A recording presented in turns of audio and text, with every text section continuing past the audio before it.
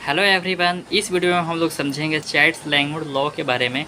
इसकी क्या डेरिवेशन होती है तथा इसके क्या डेफिनेशन होते हैं, इन सभी के बारे में हम लोग इस वीडियो में समझेंगे। तो चलिए हम लोग स्टार्ट करते हैं। जैसे कि हम लोग यहाँ देख सकते हैं, Child's Langmuir law also called Child's law और 3/2 powers law keeps the maximum space charge limited current in a planar diode of infinite radius as a function of the length and potential difference between anode and cathode। That means जो चाइल्ड्स-लैंगमुर law होती है उसे हम लोग child's law या 3/2 powers law भी कहते हैं।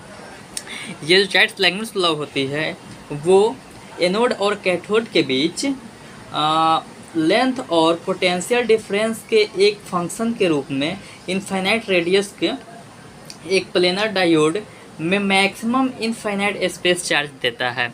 इसे हम लोग J = kV/d⁴ अपन d² के फॉर्म में लिख सकते हैं। ठीक है, ये इसकी फार्मूला होती है। इसे हमें क्या करनी है, प्रूफ करनी है। जहाँ J करंट डेंसिटी जो होती है, VD potential difference between anode और कैथोड। एनोड और कैथोड के बीच में क्या होती है, पोटेंशियल डिफरेंस होती है VD। K होती है कांस्टेंट जिसका value 4/9 epsilon naught root under ZE/ME होती है। D = distance between anode and cathode. जो D है वो क्या है, डिस्टेंस है, एनोड और कैथोड के बीच की डिस्टेंस है। अब हम लोग इसका डेरिवेशन देखेंगे। For infinite planar electrodes having a potential difference V and separation D, the Chailds-Lagrange law is obtained Poisson's equations. That means infinite planar electrodes के लिए जो पोटेंशियल डिफरेंस होती है वो V होती है और सेपरेशन उसका D होती है। चाइल्ड्स-लैंगमुर लॉ जो होती है वो पॉइजन्स इक्वेशन से डिफाइन होती है, जिसे हम लोग d²V/dx² =ρ/ε0 इसको इक्वेशन 1 हम कंसिडर करेंगे। जहाँ V क्या होती है, पोटेंशियल डिफरेंस होती है, ρ क्या होती है, वॉल्यूम चार्ज डेंसिटी होती है, और ε0 परमिटिविटी ऑफ फ्री स्पेस होती है। यानी कि ε0 जो होती है वो फ्री स्पेस में परमिटिविटी होती है। The current density is define as, जो करेंट डेंसिटी होती है वो डिफाइन होती है Jx = ρx × μx = -JCl। इसको एक इक्वेशन 2 कंसिडर करेंगे। जहाँ जो JCl जो होती है वो चाइल्ड्स-लैंगमुर चार्ज डेंसिटी होती है, और म्यू जो होती है वो वेलोसिटी ऑफ इलेक्ट्रॉन होती है। यानी कि म्यू क्या होती है, velocity of electron. From charge conservation, the charge density cannot vary with x, hence the current density is constant। यानी कि चार्ज कंजर्वेशन से हम लोग देखते हैं जो चार्ज डेंसिटी होती है वो एक के साथ में वैरी नहीं कर सकती है। इसलिए क्या होती है, जो करंट डेंसिटी होती है वो कांस्टेंट होती है। Now according to conservation of energy we can calculate mu. यानी कि अब हम म्यू को कंजर्वेशन ऑफ एनर्जी के अकॉर्डिंग कैलकुलेट कर सकते हैं। सो हम लोग यहाँ लिख सकते हैं mμ²/2 = -eV = 0। जहाँ m = मास ऑफ इलेक्ट्रॉन होती है, म्यू = वेलोसिटी ऑफ इलेक्ट्रॉन होती है, और E = चार्ज ऑफ इलेक्ट्रॉन होती है। हम लोग यहाँ लिख सकते हैं mμ²/2 = eV, या μ =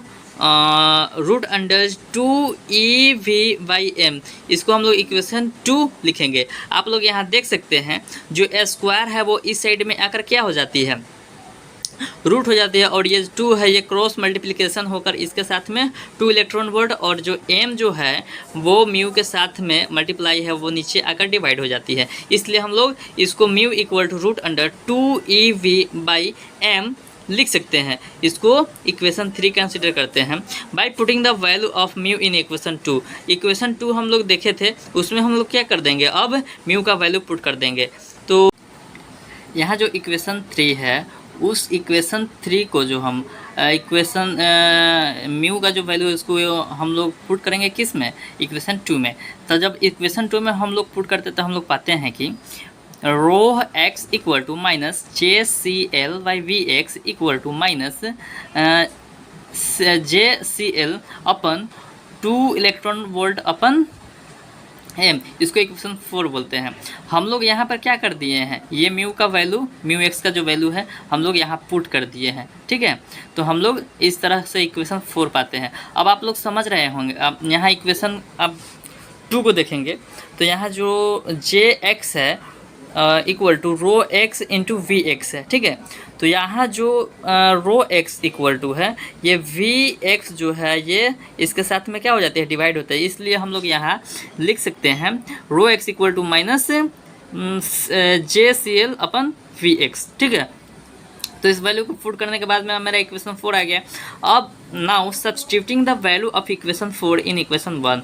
अब जो इक्वेशन 4 का जो वैल्यू है उसको हम लोग इक्वेशन 1 में सब्स्टिट्यूट करेंगे तो हम पाएंगे कि D square V by D x square equal to J C L upon epsilon naught into root under 2EV upon M. इसको इक्वेशन 5 कंसिडर करेंगे।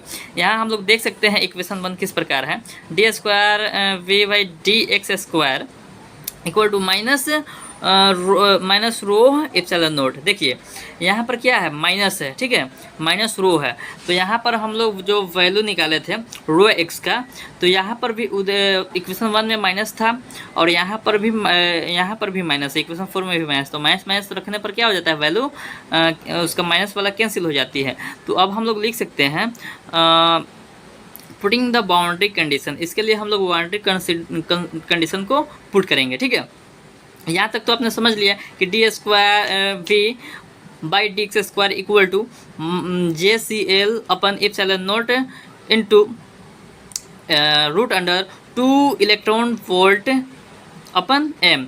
यहाँ जो एप्सिलॉन नॉट है वो क्या है, इक्वेशन 1 से आई हुई है, क्योंकि इक्वेशन 1 क्या होती है, minus rho by epsilon not equation 1 वाली है, ठीक है। यहाँ जो माइनस कैंसिल हुआ है वो आप समझ गए कि दोनों साइड में दोनों क्या था, माइनस में था, इसलिए माइनस माइनस क्या हो जाती है, प्लस हो जाती है, कैंसिल हो जाती है, ठीक है। अब हम लोग बाउंड्री कंडीशन को देखेंगे, D V by D X, X के लिए 0 इक्वल टू 0 आती है, या V X equal to X equal to 0, इसके लिए भी 0, यानी कि D V by D X क्या होती है, 0 ही होती है एक्स इक्वल टू 0 पर, ठीक है। अब हम लोग देखेंगे solution for equation 5 is given by, equation 5 के लिए जो सोल्यूशन है वो दिया गया है V X equal to V D into X by D to D power 4/3। Equation इसको हम लोग क्या करेंगे, 6 लेंगे, ठीक है। And volume charge density in gap is, देखो जो वॉल्यूम चार्ज डेंसिटी है वो गैप में होती है, इसलिए हम लोग यहाँ पर देख सकते हैं rho x equal to minus 4/9 epsilon naught we d by D x square into D by x to D power 2/3। इसको इक्वेशन हम लोग 7 ले लेंगे, ठीक है। यहाँ जो है वो मैथमेटिकल कैलकुलेशन के रूप करने के बाद में हम लोग रो एक्स का value -4/9 into epsilon naught we D upon D square into D by x to D power 2/3 के रूप में लिख सकते हैं। आप लोग इसका जो मैथमेटिकल कैलकुलेशन है वो देख लीजिएगा। हम लोग आगे बढ़ते हैं। अब हम लोग यहाँ देखेंगे substituting equation 7 and equation 8 in equation 4 we find that space charge limited current density is given by. जब इक्वेशन 7 और इक्वेशन 8 को हम लोग इक्वेशन 4 में सब्स्टिट्यूट करेंगे तो हम लोग जो लिमिटेड स्पेस चार्ज करेंट होती है, जो डेंसिटी होती है, उसको हम लोग फाइंड कर सकते हैं।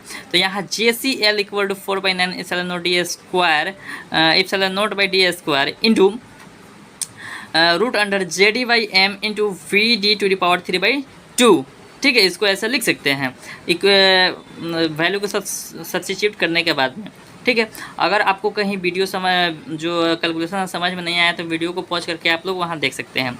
J C L equal to K V D to D power 3/2 upon D square, where जहाँ के क्या है 4/9 epsilon naught into root under 2 electron by M, ठीक है।